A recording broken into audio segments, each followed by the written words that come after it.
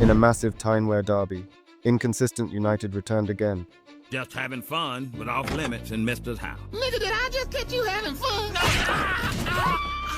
So from the winger cycle, to the performance of Voltemade, to what's really happening at Newcastle United.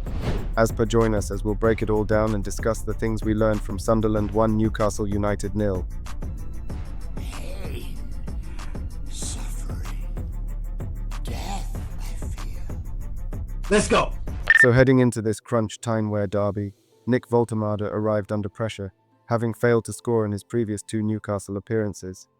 There were flashes of encouragement against Bayer Leverkusen, where he won a penalty at the Bay Arena, but even in his homeland his overall influence was minimal. He managed just 25 touches in that game, a worrying trend that sadly continued against Regis Lebrise's relentless Sunderland side. At the Stadium of Light, Voltemade was largely anonymous. Nordi Mukiele and Omar Alderete handled him comfortably, never looking stretched or forced into emergency defending. When he was withdrawn late on for Yoane Wissa, the quiet number 27 had accumulated only 12 touches of the ball. From a striker leading the line in a derby of this magnitude, that simply is not enough.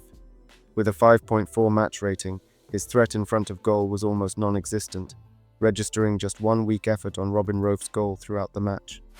That lack of cutting edge summed up a difficult afternoon and continued a worrying run of form, with Voltemade now having scored just 1 goal, an unfortunate own goal included, across his last 8 Newcastle outings.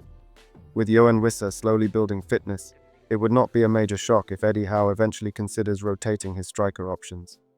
Wissa replaced Voltemade late on, but was unable to make much of an impact himself. When asked about Wissa's condition after the match, Howe admitted that while the forward was fit enough for limited minutes, he is not yet ready to start matches. I don't think Yoane's ready to play 90 minutes, but I think he was ready to play the minutes that he played today. On the other hand, the absence of William Osula through injury only adds to the strain, meaning Voltemade continues to shoulder a heavy workload without the rest his form arguably demands. Scoring an own goal on his Tyne-Wear derby debut only compounds the pressure, and with Wissa unlikely to start regularly until early 2026, Newcastle are in a difficult situation up top. Voltemade really cut a devastated figure as he stood to applaud the travelling Newcastle fans at full time. And in the hours after, the German has taken to social media to send a message to supporters. He wrote on Instagram, "Derby days hit different. This one hurts a lot. Thanks for all the positive messages, Geordies." Voltemade was not alone in struggling, however, and Newcastle's attacking performance as a whole was uninspiring. Across the 90 minutes, both sides managed only 4 shots on target combined, underlining how scrappy and attritional the contest became. Anthony Elanga, who would have been desperate to make his mark in such a high-profile fixture, endured another miserable outing in black and white. Elanga's performance told its own story. In the match, he played 59 minutes, scored 0 goals, and registered 0 assists.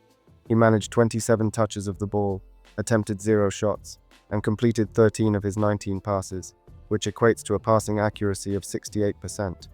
He failed to complete either of his attempted dribbles and lost possession 12 times.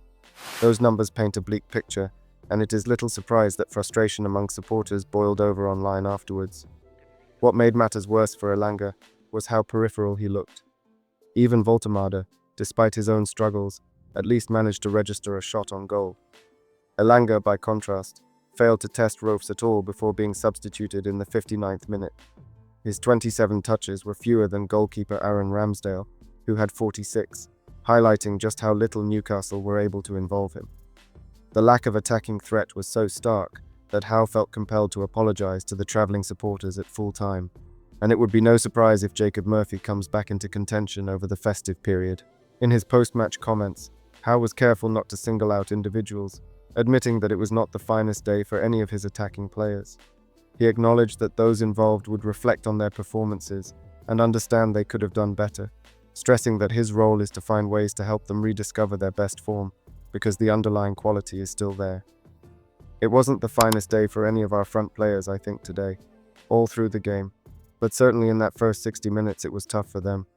I'm sure those lads will be reflective of their performance and know that they could have played better individually. I have to just try and find ways to help them and deliver them their best performances, because there's no doubting the quality of those players. Anthony Gordon also found life difficult against Sunderland's disciplined defence. In the match, he attempted 0 shots and finished with 22 touches.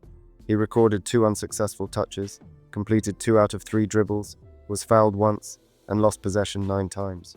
He created 0 chances, attempted 0 crosses, and completed 7 of his 12 passes, giving him a passing accuracy of 58%. In the opposition half, he completed 4 of 8 passes, while in his own half, he completed 3 of 4.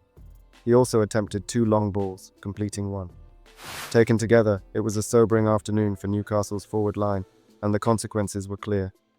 The defeat saw the Magpies slip down to 12th place in the Premier League table, a bruising outcome in a derby that demanded far more intensity and quality in the final third. Ultimately, it will now fall to Eddie Howe to lift his side and find solutions quickly, with Fulham visiting St James's Park in the EFL Cup on Wednesday night. With games coming thick and fast, experimentation up front feels increasingly necessary. Persisting with underperforming combinations carries risk, and this derby may prove to be the moment that forces a rethink, particularly regarding Voltemade and Elanga, as Newcastle search for a spark to reignite their season. But tell me, what do you think is the problem at Newcastle, and what should change for them to win consistently?